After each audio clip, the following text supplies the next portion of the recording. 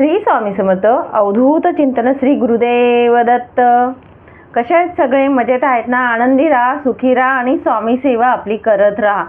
तर मी तुम्हाला आजच्या व्हिडिओमध्ये सांगणार आहे की त्रिपुरारी पौर्णिमा येत आहे आपली। त्रिपुरारी पौर्णिमेच्या दिवशी काय पूजा करायची, काय नाही करायचं ते मी तुम्हाला सांगणार आहे। सगळी माहिती व्यवस्थित थोडक्यात सांगेल तुम्हाला आणि त्रिपुरारी पौर्णिमेला किती महत्त्व आहे तेही सांगते। खूप महत्त्वाची अशी पौर्णिमा आहे। त्या दिवशी काय घडलं होतं म्हणून त्रिपुरारी पौर्णिमा नाव देण्यात आलं पौर्णिमेला। कार्तिक शुद्ध पौर्णिमेला त्रिपुरारी पौर्णिमा असं म्हटलं जातं आणि त्यालाच देव दीपावलीही म्हटलं जातं। पण त्याच्या आधी मी सगळ्यात आधी तुम्हाला सांगेल की बऱ्याच वेळा मी ते सांगत असते तुम्हाला की आपल्या जवळपास जर स्वामी समर्थ महाराजांचा मठ असेल, केंद्र असेल तर तिथे ह्या सगळ्या सेवा मी ज्या सांगत असते त्या घेण्यात येतात। जे काही सण येत असतात, व्रत वैकल्य आपले जे चालत असतात ते सगळ्या सेवा घेण्यात येतात। जर तुमच्या जवळपास जर मठ असेल तर नक्कीच तिथे जाऊन सेवा केली तर त्याचं जे फळ असतं ते अगणित पटीने मिळत असतं। म्हणून महिलांनो, तुमच्या जवळ केंद्र असेल तर नक्कीच फायदा घ्या असं मी तुम्हाला सांगेल। तर आजच्या विषयाला मी सुरुवात करते आता। तर आजचा विषय आहे त्रिपुरारी पौर्णिमा। त्रिपुरारी पौर्णिमेच्या दिवशी त्रिपुरासूर जो राक्षस होता त्याचा वध केला होता महादेवांनी। त्रिपुरासुराने ब्रह्मदेवाची आराधना केली, ब्रह्मदेवाला प्रसन्न करून घेण्यासाठी आराधना केली। ब्रह्मदेव जेव्हा प्रसन्न झाले तेव्हा त्यांनी त्रिपुरासुराने जो त्यांच्याजवळ मागितलेला होता वर की मला अमरत्व प्राप्त पाहिजे, तर तेव्हा ब्रह्मदेवांनी दिला। पण दिल्यानंतर त्या असुराने एवढा देवांना, सगळ्या देवांना नाही करून सोडले, त्रास दिला खूपच। सगळे देव कंटाळले। भगवान विष्णू जे ते सुद्धा हात टेकले, त्यांनाही काही करता आलं नाही। तेव्हा जे आपले महादेव आहेत, शंकरजी आहेत, भगवान शंकर, त्यांनी 3 दिवस युद्ध करून त्रिपुरासूर जो असुर आहे त्याचा वध केला होता।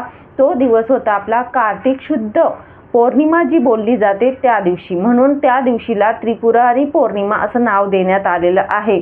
तर आणि भगवान शंकराची स्तुती करण्यासाठी सगळे देवांनी त्या दिवशी दिवे प्रज्वलित केले होते आणि त्यांची स्तुती गायली होती। म्हणूनच त्या दिवशी आपल्याला देव दीपावली ही साजरी करण्यात येते किंवा आपण करत असतो, दीपोत्सव साजरा करत असतो। तर हा दीपोत्सव जो असतो आपल्या केंद्रांमध्ये, मठांमध्येही करण्यात येतो आणि खूप सुंदर पद्धतीने करतात। त्या प्रकारे भगवान शंकरांनी देवांप्रमाणे त्यांच्या जसा जीवनामध्ये आनंद केला असुराचा नाश करून, त्याप्रमाणे आपल्या जीवनातही प्रकाश उजळायला पाहिजे, हृदयांमध्ये प्रकाश व्हायला पाहिजे।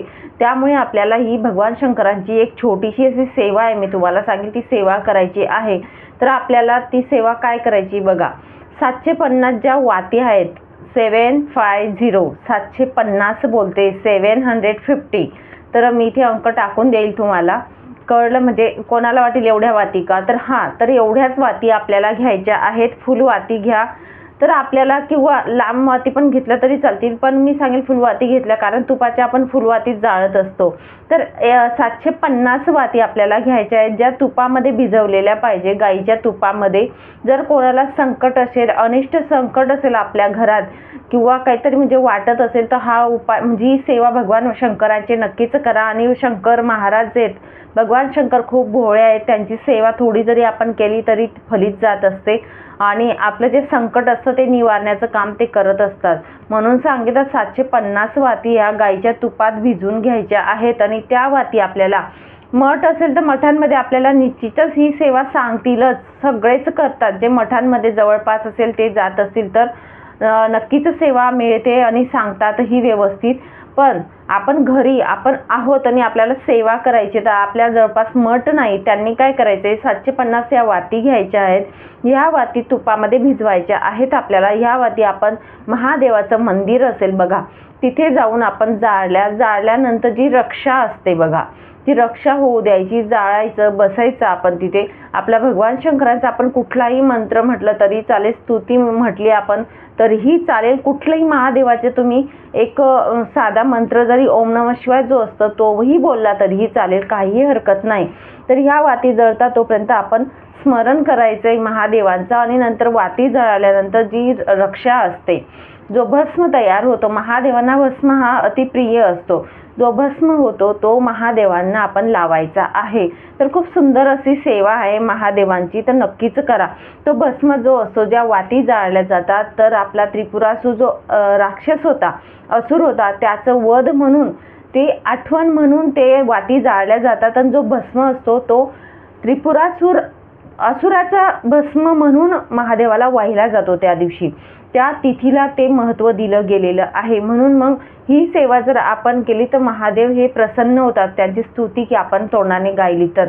नाही आपल्याला काही त्यांचं सेवा येत असेल बाकीची, मी तुम्हाला तेच बोलले, साधा आपण महादेवाचा मंत्र म्हटला तरीही चालेल, मंदिरात जाऊन आपण सेवा केली अगदी तरी चालेल। नाही मंदिरात जमलं, पुरेपूर प्रयत्न केला, सगळ्यात आधी मठ सांगेल मी तुम्हाला, मठात नाही जमलं, मंदिर बघा, महादेवाचं मंदिर नाही मिळालं, आपल्या घरात अगदी केली तरीही चालेल।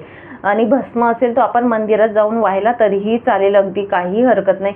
पण एक छोटासा मी सांगेल की प्रयत्न, तुमचं जर संकट मोठं असेल तर मी सांगेल की नक्कीच तुम्ही मंदिरात जाऊनच सेवा करायची असते। कारण आपल्या घरापेक्षा मंदिर जे असतं, मंदिरामध्ये सकारात्मक जी ऊर्जा असते ती मोठ्या प्रमाणात असते आणि एक वलय तयार झालेलं असतं मंदिरांमध्ये। जी पिंड असते महादेवांची म्हणा किंवा कुठल्याही देवाचं मंदिर म्हणा, तिथे जी सकारात्मकता, कारण मंत्र स्तोत्र सगळे लोक जे येत असतात, आरत्या होत असतात वेगवेगळ्या प्रकारे, तर तिथे जी ऊर्जा असते ती आपल्या घरात नसते।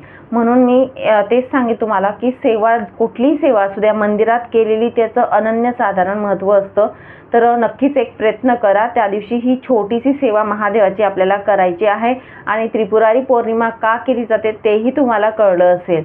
तर अशा प्रकारे छोटीशी कहाणी होती, ती मी तुम्हाला सांगितली। आणि त्या दिवशी दिवे जे असतात ते प्रज्वलित करून आपल्याला देव दीपावली हे नाव तेव्हापासूनच देण्यात आलेलं आहे। तर देव दीपावली पण साजरी केली जाते। तर अशी छोटीशी ही पूजा होती। आणि जर तुम्ही घरात केली तर आपल्या घरातल्या पिंडीला आपण देवपूजा वगैरे करत असतो तेव्हा छोटासा अभिषेक करायचा आहे आपल्याला, जास्त मोठा नाही, पण ओम नमः शिवाय म्हणून आपण अभिषेक करायचा आहे, बाकी काही नाही।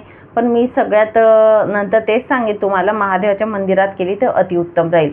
आणि सगळी सेवा करत असताना मी सगळ्या महिलांना प्रत्येक व्हिडिओमध्ये बोलत राहते की आपलं कर्म चांगलं ठेवा, कष्ट करा, नक्कीच आपलं नशीब जे असेल ते उजळेलच। आणि आपले स्वामी समर्थ महाराज ज्याचं कर्म कष्ट असतात त्यांच्या पाठीशी सदैव उभे असतात, यात काहीही शंका नाही, हे 100% शाश्वत सत्य आहे। चला मग इथेच थांबते, नंतर अजून भेटेल पुढच्या व्हिडिओमध्ये नवीन माहितीसोबत, नवीन विषयासोबत। तोपर्यंत श्री स्वामी समर्थ, अवधूत चिंतन, श्री गुरुदेव दत्त। माहिती आवडली असेल तर लाईक करा, शेअर करा आणि सबस्क्राईब करा।